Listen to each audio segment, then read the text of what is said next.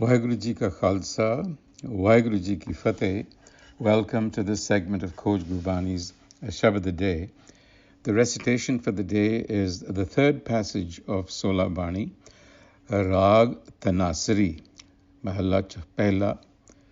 Gagan Mai Thal, Ravchand Deepak Bane, Tarika Mandal Janak Moti, Toop Malayan Lo, Pavan Chavaro, करे सगल बन राय फूलंत ज्योति कैसी आरती होए भव खंडना तेरी आरती अनहता शब्द वांछित पेरी रहाओ सहस तव नैन नन नैन है तोहे कौ सहस मूरत नना एक तोही सहस पद बिमल नन एक पद कंद बिन सहस तव गंध इव चलत मोही सब में जोत जोत है सोए तिसदे चानन सब में चानन होए गुर साखी जोत प्रगट होए जो तिस पावै सो आरती होए हर चरण कंवल मकरंद लोभित मनो अन दिनो मोहे आही प्यासा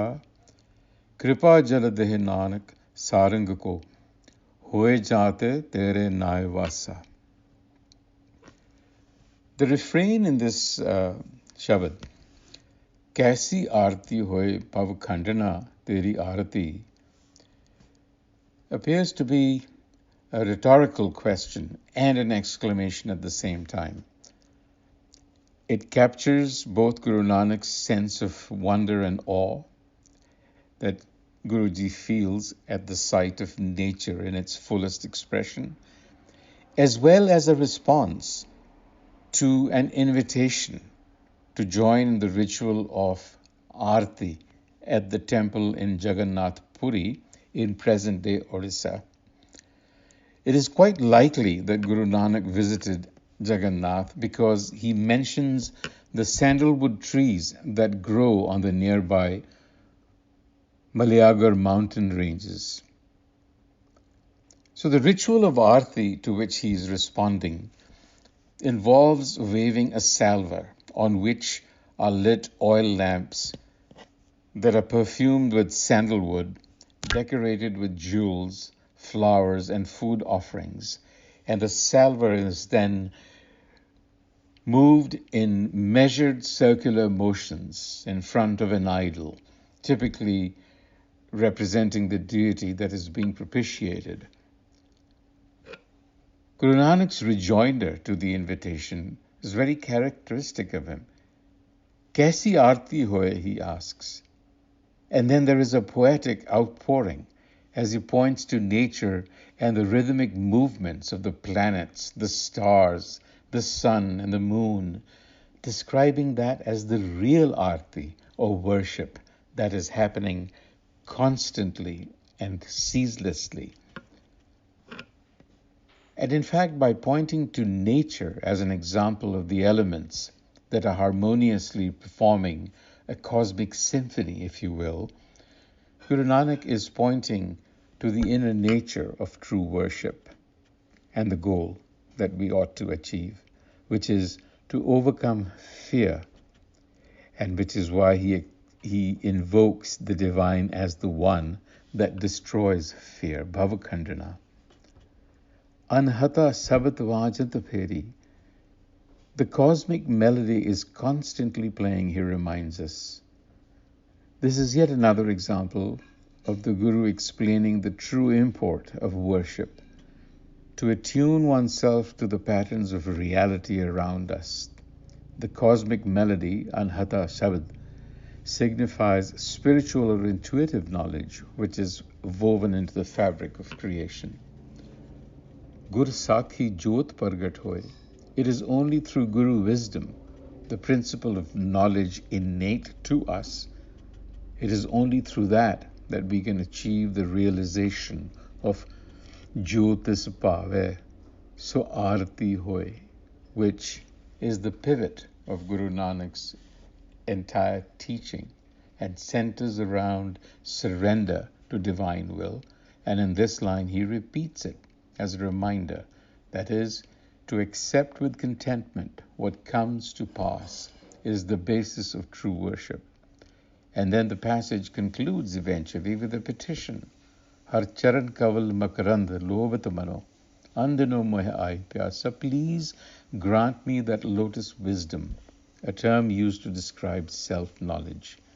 We have to cultivate a thirst for this knowledge. Kripa jal de nanak moh sarang ko, hoye jate tere nae vasa.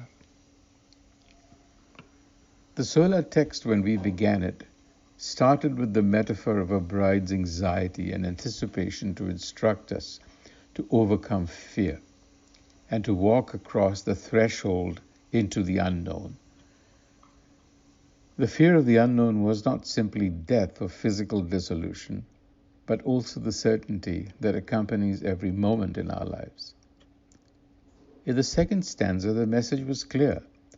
Diverse religions and practices are but particular manifestations of a universal essence. And like the first Shabad, it was to our mind that Guru Nanak is pointing. Read the script of your mind to overcome primal fear. And this verse is a reaffirmation that external practices, whether it is following an ideology or worshipping an idol of a deity, will not take us to that place from where true worship happens and the mind is freed from fear.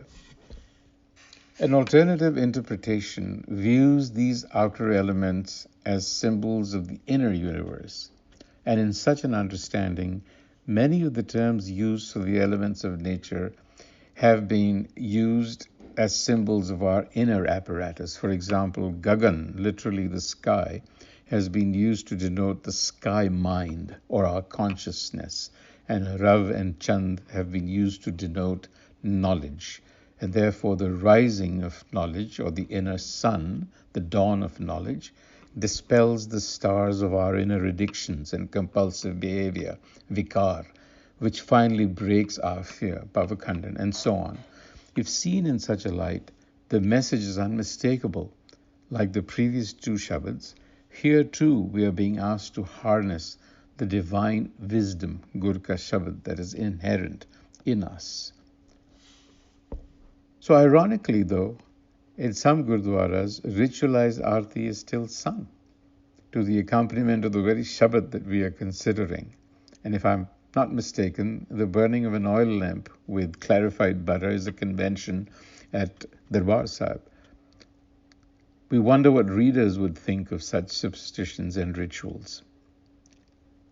The other takeaway is that in this Shabad we have discussed, Guru Nanak has consistently stressed the need for self-knowledge, self-understanding, accessing our inner minds so that the light of Guru's wisdom may shine the way for us.